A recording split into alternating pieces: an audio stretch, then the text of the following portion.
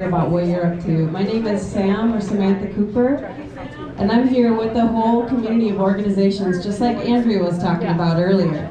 We're all in a large network, and we all have these collectives and these organizations, and we're trying to push things forward and build power collectively.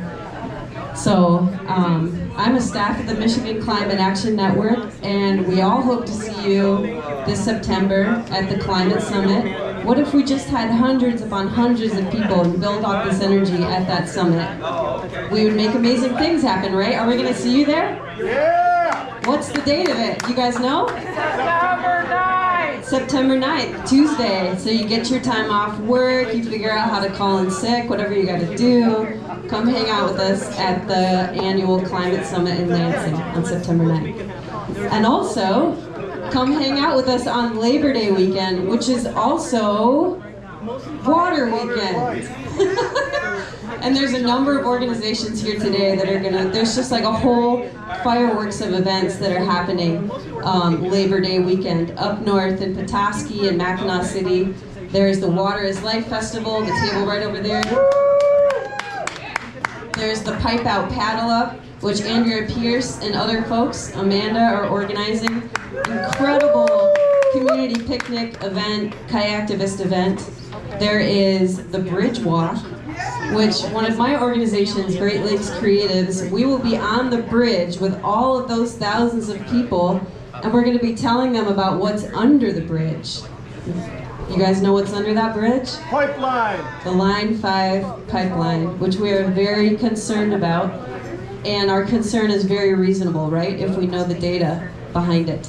So, you can go to GiveButter, let's see if I can remember it, givebutter.com/waterweekend2025. If you want to camp with us and you want to donate to make that possible, we have a camping spot so you can attend all of those events all weekend. There's also going to be the Bad River film that showed on the Sunday of Water Weekend in downtown Petoskey. Okay, so I am going to lead you guys in a quick sing-along before we get going with the next speaker. I'm also part of a group called Solidarity Songs. It's a community choir based out of Ann Arbor, and we're tracking songs for liberation that are just being born in these dark times, right? So here's one that you can sort of stomp along to. It'll give you a little bit of energy. You can even stand up if you want to. It's called Ashrei by Ali Halpert. So I'm going to sing a phrase, and you guys can sing it right back to me if you want to. Here we go. I sing for you. I sing for you. Beautiful. I sing for what is holy and is true. I sing for what is holy and is true. I sing for all creation. I sing for all creation. For life and liberation. For life and liberation. Everyone anew. Everyone anew. Yeah, now let's get you guys clapping along with me. Get some clappers in the crowd, some snappers in the crowd. Let's do that one more time. I'll do another round of the call and response. Here I go. I sing for you. I sing for you. I sing for what is holy and is true. I sing for what is holy and is true. I sing for all creation. I sing for all creation. For life and liberation. For life and liberation. Everyone anew. Everyone anew. Woo! That was beautiful, you guys. I just realized oh good. They got untrapped by me.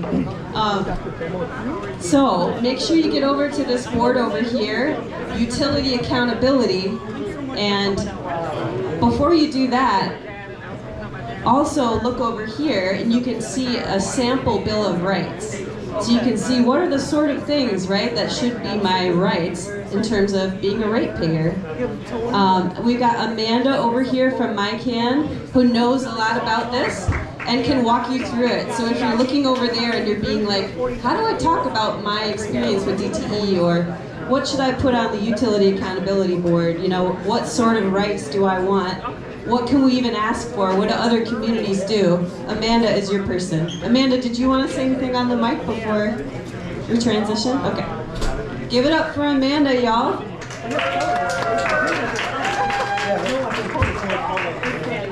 Thanks, guys. Mainly, I want to point out that, of course, we're happy to hear from all the speakers up here, but it's really important that we hear from all of you. So I want to hear your ideas about your Bill of Rights, your experiences with your utilities, your families. You don't have to share your personal information, but this is all about collecting your stories. And also, just thank you for being here. Hope to see you all at the climate summit. All right. You ready, Tony? Let's give it up for Tony and ClimateScape. This was a huge endeavor, and it's a huge labor of love, and it's so valuable. Thank you.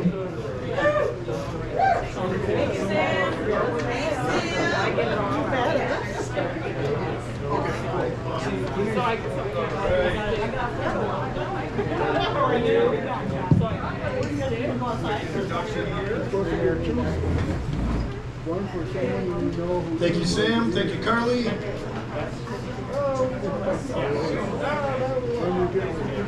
Thank you, Amanda. Our next speaker is Gary Lange. Gary Lange is a professor in the biology department at Saginaw Valley State University.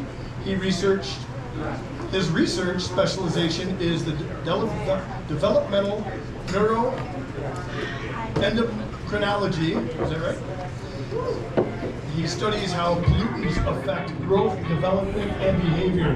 Ladies and gentlemen, Dr. Gary Lange.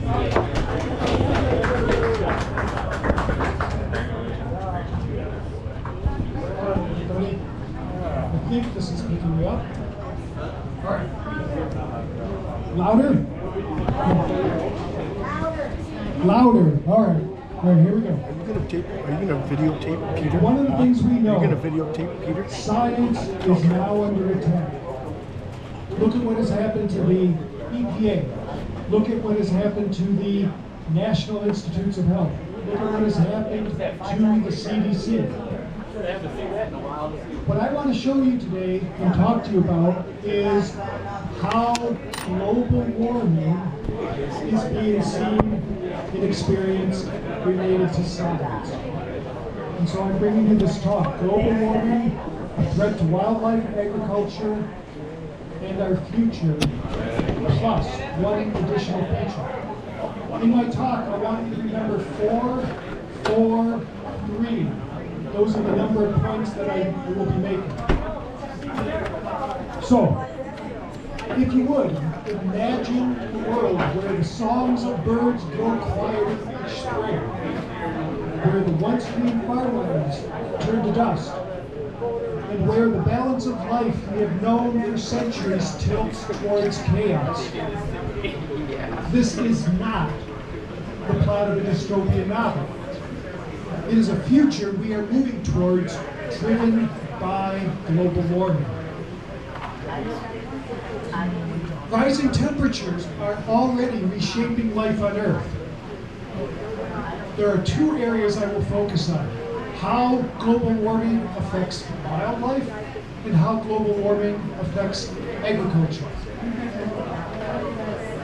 As we are aware, global warming refers to the long-term rise in the Earth's average temperature, primarily due to our own human activities. And we know what the primary culprits are, don't we? Yes. The burning of fossil fuels, deforestation, and industrial emissions. These activities increase greenhouse gases, which trap more heat in our atmosphere, warming the entire planet. Over the past 150 years, as identified by NASA's Goddard Institute for Space Studies, the average global temperature has risen by approximately 1.2 degrees Celsius. And the majority of that rise has occurred since 1975. These warming effects are not evenly distributed, however. Some regions are warming much faster than others, creating a wide diversity and range of temperatures that are being experienced more globally than before. So, what are some of the impacts of global warming on wildlife?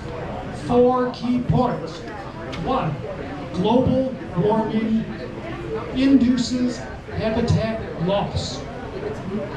Habitat loss. Most animals are adapted to specific climate conditions, and their ability to survive and to successfully reproduce is reduced if the habitat changes too drastically. For example, forests become more grassland prominent due to global warming, and wetlands can shrink or disappear as the land begins to dry out. But this impacts animals as well. Let us take a look at the beautiful Arctic polar bear. This is an animal model that is already known to be significantly impacted by global warming.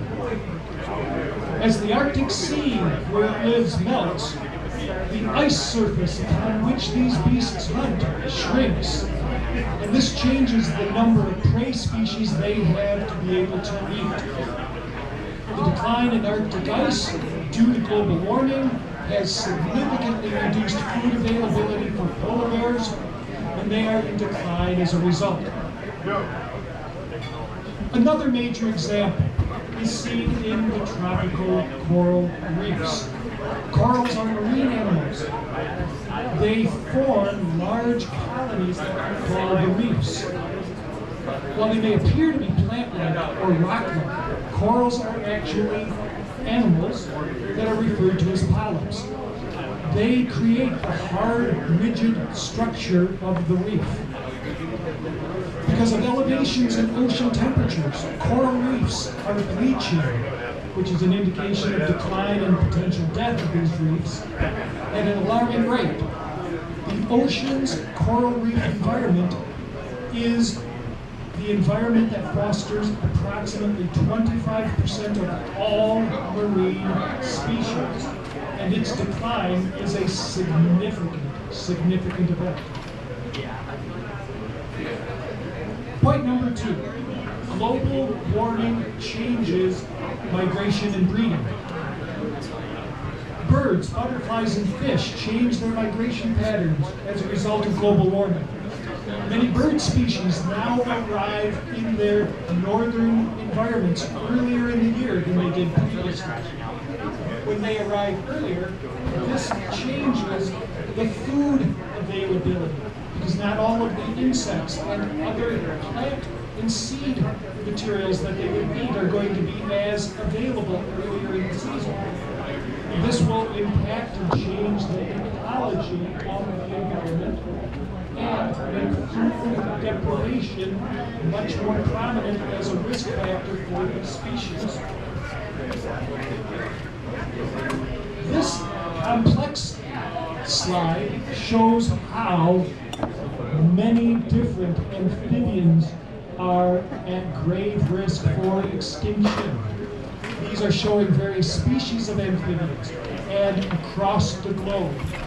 In part due to global warming, there has been a tremendous decline in this reproductive success of amphibians.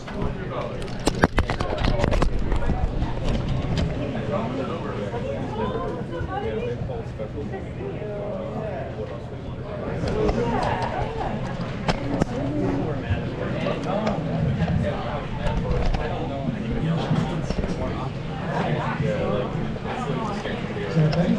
All right. Thank you. Okay, that's enough. Thank you very much. All right. Okay. Very close. I'll stay close. Okay. Point 3. Global warming increases the risk of species going extinct. The IPCC, the Intergovernmental Panel on Climate Change, warns that with an additional 2 degrees Celsius rise in global warming, up to 18% of species likely will face extinction. And if the rise in temperature were to reach 4 degrees additional Celsius, the number of estimated species globally that would go extinct would rise to 50%. Another significant idea about extinction is the way that many species of animals and plants are referred to by biologists as specialist species, meaning they live within a rather narrow environment with a narrow range of food items. The example that we see here of our local Kirkland's warbler is one classic example. This bird species, beautiful as it is, exists in a very, very narrow, specialized environment. Many different species that we really appreciate do have limitations like this, where they can only exist in certain locations, can only exist in certain environments that are disappearing or changing. Generalist species may not have this problem. Species like rats, mice, and cockroaches are generalists. They can live in a broad range of habitats. And the effect of global warming on these species may be more prone to allow them to thrive and continue to develop even more in terms of population numbers. Fourth point, global warming disrupts food webs. When one species moves or declines, other species are going to be affected. For example, if ocean plankton populations shrink due to the warming waters of the oceans, the ripple effect can threaten fish, seabirds, and other marine mammals. So the bottom line is, global warming is forcing wildlife to move, adapt, or die. And the rate of change in global warming is faster than most species can handle to try to adapt. But what about us? Global warming impacts organisms we rely on day to day for our own lives. Global warming significantly impacts agriculture. First point, global warming reduces crop yields. Many staple crops like corn, rice, and wheat are extremely sensitive to temperature increases during their periods of flowering and periods of seed development. Heat waves that persist above a certain threshold or persist for longer periods of time have been demonstrated to reduce agricultural crop yields by 10 to 15%, even after only a few extra days. In sub-Saharan Africa and South Asia, climate stress has already been identified as a major threat to food security for the people of those regions. Second, global warming increases agricultural water stress.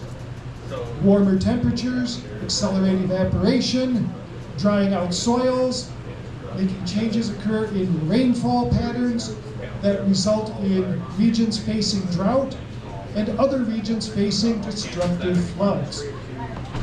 For example, in our California Central Valley region, one of the most agriculturally proficient areas on our continent, the water shortages that are persisting year after year after year are dramatically reshaping our food supply. And climatologists suggest, like we had already heard of earlier today, the flooding of the plains in Texas and the river basins in Texas are also attributable to global warming. Third, global warming increases pest and disease spread. Warmer winters allow for agricultural pests and pathogens to survive in regions they previously could not. Here is an example. This is the fall armyworm. Originally isolated to just the North American continent, this invasive species now has spread broadly through North and in South America, and has even penetrated now to Africa and Asia, where it is devastating many crops, especially maize or corn. And although not agriculturally relevant, in our own region, this creature is making its presence more known. What we are seeing here is a tick, and many different species of tick have been able to, through global warming, spread farther and farther north into our region. The rates of tick bites that are affecting pets and agricultural animals is dramatically on the rise. And in our own region itself, human tick bites that can potentially lead to the development of Lyme disease are sharply elevated in our region. Fourth, global warming has livestock impacts. Heat stress reduces milk production in cattle, fertility issues and weight gain issues in sheep and poultry. The bottom line, agriculture depends on stable weather and healthy ecosystems and is now greatly at risk due to climate change. But wildlife and agriculture are actually intertwined. Many of our wildlife species are important for us in terms of agriculture. We have many creatures like the honeybee and the sword-tailed butterfly here that are pollinators, wild pollinators that are going to impact the success of our agricultural crops as well. But now there is one additional point I want to make. Something that is at the cutting edge of biology at this time is a new examination of how global warming is impacting other forms of pollution that exist in the environment. That is a new important idea. We heard earlier Terry talking about dioxins. We heard earlier Andrea talking about PFAS. We have so many different chemical pollutants in our environment, and each and every one of them is going to be shaped differentially by global warming. And I want to give you one example. What we are seeing here on this slide is an array of different chemical formulas for a class of chemical called the bisphenols. Bisphenols, many people have heard of the most commonly known bisphenol, BPA. A lot of you have probably seen in the store plastic bottles that say BPA free. Oh, that sounds wonderful. But the reality is that most plastics in day-to-day life are going to be imbued with some type of bisphenol. A lot of manufacturers have now taken out BPA so they can say they're BPA free, but to get the same qualities to the plastic, they substitute any one of these other bisphenols in, which are being demonstrated to have similar adverse effects. Virtually every food and drink container we come across, thermal paper receipts at the grocery store, and most of our electronics and canned goods are all going to be imbued with some form of bisphenol. And this bisphenol leaches out of these materials and is ingested by those who come into contact with it, whether it's the food we eat or direct surface content by holding a receipt from 7-Eleven. Bisphenols like this are what are called endocrine disruptors, meaning when they are in our body, they interfere with the hormones that our body produces. This is true for us as humans, and it is also true for any animal organism. Bisphenols have been shown to affect reproduction, development, and metabolism. Studies have listed and shown developmental delays occurring, fertility problems, and increases in certain types of cancer as a result of exposure to these compounds. So now, the question that I want to introduce to you as a new idea to keep in mind, it's going to grow in importance year after year after year as more research comes to the forefront. how does global warming and chemical pollutants like bisphenols or many others intersect? First, global warming increases the release of chemical pollutants. Higher temperatures speed up the breakdown of plastics, which is one of the major sources of bisphenols, releasing more bisphenols faster into the environment. Global warming causes extreme weather events, and the more extreme weather events that we have, the greater the amount of bisphenols that end up leaching from the various landfills where a lot of our plastics are buried. Second, global warming changes a chemical pollutant's behavior. Warmer waters make the chemical compounds of bisphenols more mobile, spreading them to areas they once couldn't reach. We even can identify and see dioxins, PFAS, and bisphenols in the melting polar ice caps. Finally, global warming increases stress on wildlife and agriculture, leading to more effects of the exposure of other chemical pollutants. Fish, amphibians, and insects, already stressed by rising temperatures, are now more vulnerable to the effects of endocrine disrupting pollutants like dioxins, bisphenols, and PFAS. Contaminated water from leaking from landfills ultimately ends up being part of our food chain, getting into our agricultural fields or getting into our waterways, and we ingest it in that way as well. So, my big conclusions: climate change is not just its own environmental crisis. It accelerates the impact of environmental crises of other sorts as well, particularly the effects of chemical pollutants. If we act boldly now, reducing emissions, protecting nature, and adapting intelligently, we can safeguard the creatures that share our planet and the food systems we depend upon. While the time to act, incredibly, was many yesterdays ago, the second best time to act is today. Let us not wait for the silence of the birds or the emptiness of the fields to wake us up to the dangers of global warming. Yeah.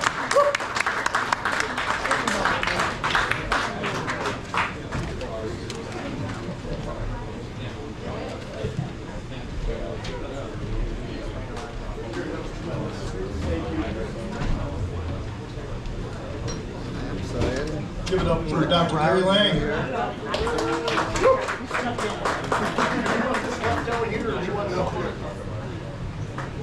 Matter for you? Want this down or not? Yeah. Grab it off. Okay.